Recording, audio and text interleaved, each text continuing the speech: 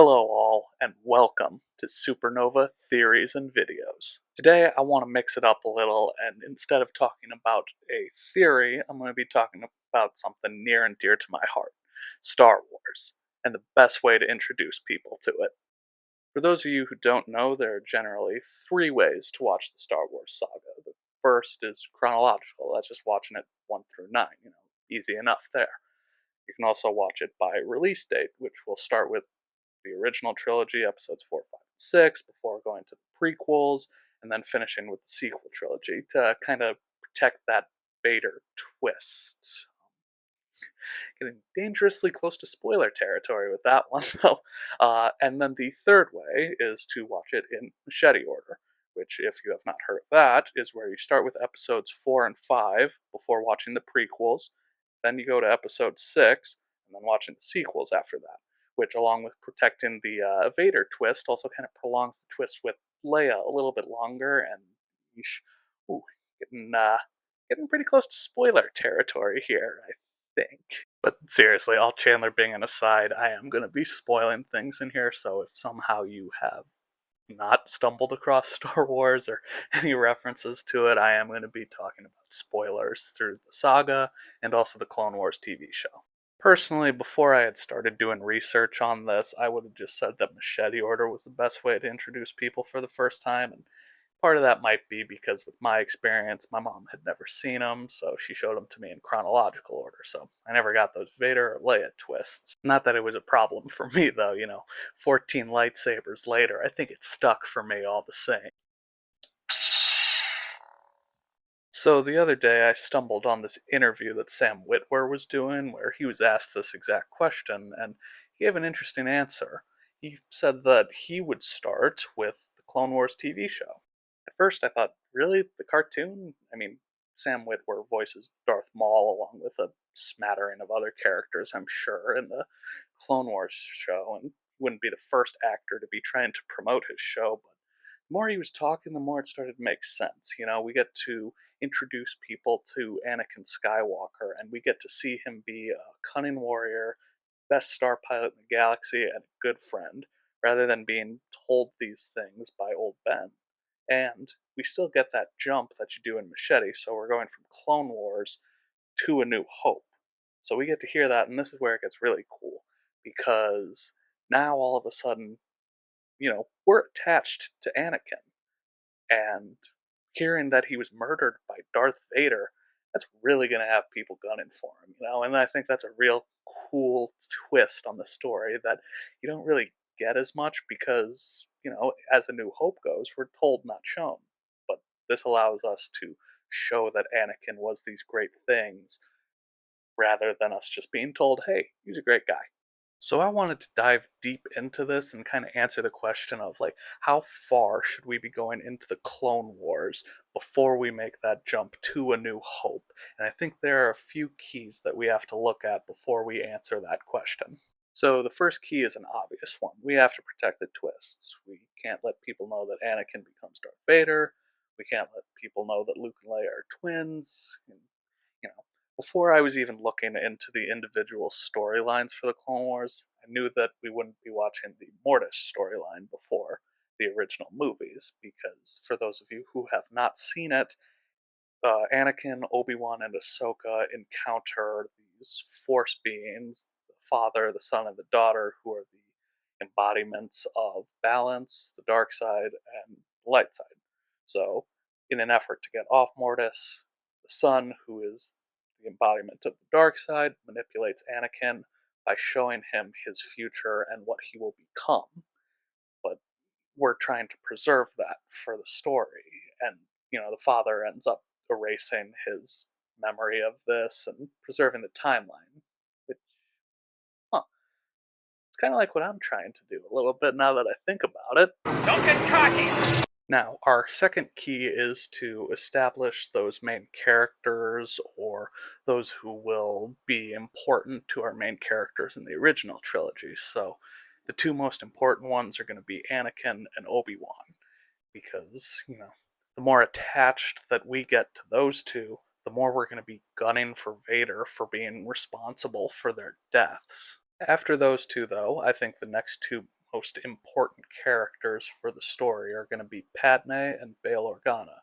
Not that they're in the original trilogy, but one is Luke and Leia's mom, the other Rey's is Leia, so it is important to kind of establish that part of Luke and Leia's background. There is one question among characters, though, that I played with the idea of keeping it a secret, and that's this guy right here, Yoda. So I considered the idea of protecting the twist in Empire, for that judge me by my size, do you, and all that. But, he's just so important for so many storylines in the Clone Wars, and I just don't think it's worth it for a twist that's kept to the chest for all of one scene in Empire Strikes Back. It does bring up the idea of, though, us introducing characters at the correct time. If we introduce Darth Maul before the Phantom Menace, what difference does that make? If we introduce Tarkin after he's already dead, it doesn't have the same impact. So, we're going to be looking into characters like that as well. One final thing before we actually dive into this. The Clone Wars TV show, as it is currently available to watch, is not in chronological order. I'm going to leave a link in the description to StarWars.com, and that is how you're going to be watching it in chronological order. Just know that there's going to be a lot of jumping around between the first 3 seasons and a movie. 6 seasons and a movie! Actually, Abed, it's 7 seasons and a movie, but I digress. Anyway, those first 3 seasons and the movie, though, are kind of a natural stopping point, because it's when we get to the 3rd season that we kind of have to start protecting storylines. That's where the Mortis storyline takes place, and I've already kind of gone over why we're protecting that one. But there's also the Night Sisters storyline, which, it culminates in a tease of Darth Maul still being alive. But if we don't know who Darth Maul is, then what are we teasing here? So if we stop before the Night Sisters storyline, that will have us ending with the episode Senate Murders, which is about Padme and Bail Organa trying to discover who has poisoned another senator, and this does help with one of our keys, but I think we'd be better off ending with a Anakin Obi-Wan storyline, and we do actually have one in season 3 that I think will work quite well for us. And this is the Citadel storyline, where Obi-Wan and Anakin lead a rescue mission to a separatist prison meant to hold Jedi. This allows us to end on their heroism and introduce Tarkin to us before he dies on the Death Star. And now we jump ahead. We get to the movies. We're watching A New Hope and Empire Strikes Back, where we get introduced to Anakin and Padme's son. We learn that the Jedi are all but extinct, and also, spoiler alert, Darth Vader is Luke's father. Why? Give it! I got 5. Chime in anytime. Oh no, I'm enjoying this far too much. The other advantage to watching it in this way is it allows for different questions. How did this empire arise? Did the Separatists win the Clone Wars?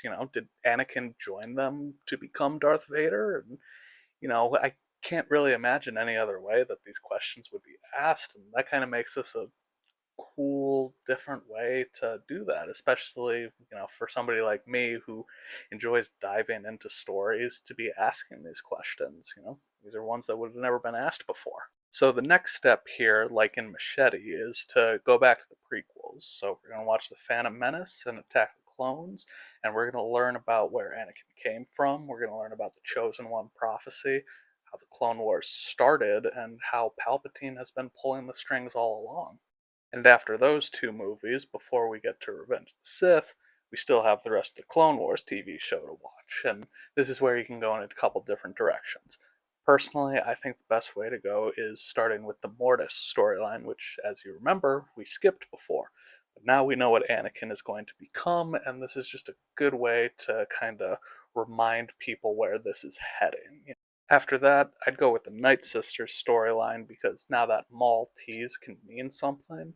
And then we finish with the season 3 finale, which is Padawan Lost, and we're back into Clone Wars stories more so than the overall saga, but that helps because now, for the most part, the Clone Wars TV show is being released in chronological order and is a lot easier to watch when you're not having to jump between seasons and storylines. So the next question for us to ask is, where do we stop before we watch Revenge of the Sith? Because we still want to protect the spoiler of Order 66. So it's a question of, do we stop at the end of season 5 when Ahsoka is expelled by the Jedi Order, or do we watch to the end of season 6 because none of those episodes really spoil anything for Revenge of the Sith? No. I want us to go into season 7, and I think the perfect episode to stop after is The Phantom Apprentice. This way, we get to see that Obi-Wan knows about Anakin and Padme. Ahsoka and Anakin get their final goodbye, just like Obi-Wan and Anakin will get in Revenge of the Sith. And we get to protect the spoiler of Order 66 while getting a very ominous warning from Maul, as he is literally shouting like a crazy person that Ahsoka and all the clones are going to die, as he is begging for death. And that is what we go into Revenge of the Sith with. We know something is going to happen, but who can possibly think of the level of Order 66? Oh, and by the way, while all of this is front of mind, we get to the end of the movie, and hey, Luke is Leia's twin sister. Hopefully there is another is forgotten by then, but hopefully another scene is forgotten by that point too. Who wants chowder? So now we jump ahead to Return of the Jedi, and we can't possibly be going in at a lower point. We've seen how the Empire rose to power in a pretty big show of it too. We've left the rebels at their lowest point, but we've also learned why Anakin fell and became Darth Vader. And that's going to be the reason why he saves Luke at the end. And also, how cool is it at the end when we see Luke throw away his lightsaber, when we know that the Emperor can fry him to a crisp, when we've seen him do that to Mace Windu already? And not to yada yada the sequel trilogy or get an unnecessary amount of hate over it, but there just aren't a lot of ways to watch it right now. Maybe Disney makes something in the future that makes them better. It was cool how Lucasfilm did that for the prequel trilogy with the Clone Wars. And, if you don't think the Clone Wars made the prequels better, let's just say midichlorians. Remember when that ruined Star Wars? Anyway, I'm not going to say just skip the sequels. I like them, even though they could have done a lot of things better. If you don't, that's okay too. If you want to skip it, skip it. If you enjoy it, enjoy it. Just do you, and let's have fun with it. That's the point of any of this, really. I mean, let's try to build community, try to be positive. If you know something that would be great for telling the story, tell people about it. But you don't have to tear people down just because of what they do and don't enjoy. I'm not more of a Star Wars fan because I've watched the Clone Wars. Anyway, that's all I got for you guys today. Thanks again to Sam Witwer for inspiring me to look into this. If you guys haven't listened to any of his interviews or heard him talk about Star Wars outside of the shows he's been a part of, you're missing out and should really check those out. Let me know if you think this is a good way to introduce people to Star Wars, or if there's anything you think I missed that would be really great for a first watch through. Maybe this is more for kids because it is a cartoon, but if you're an adult, you probably know the twists already, whether you've seen Star Wars or not. But that's all I got for you guys. Please drop a like if you enjoyed, subscribe if you want more like this, and I'll see you next time on STV.